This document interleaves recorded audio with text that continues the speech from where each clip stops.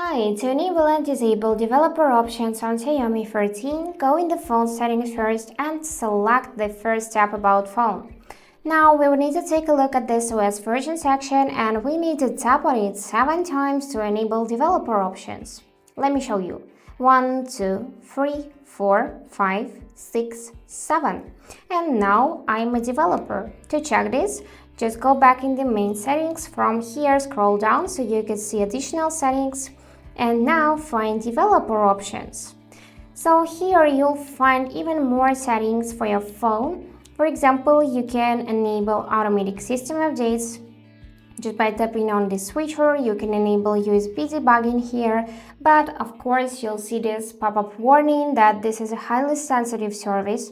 So if you agree with that, just tap on I'm aware of risks and then tap OK. And just check this setting and find something suitable for you, enable or disable, and after that you can disable developer options at all by tapping on it like this. And now this tab simply disappears from additional settings. And that's it for today.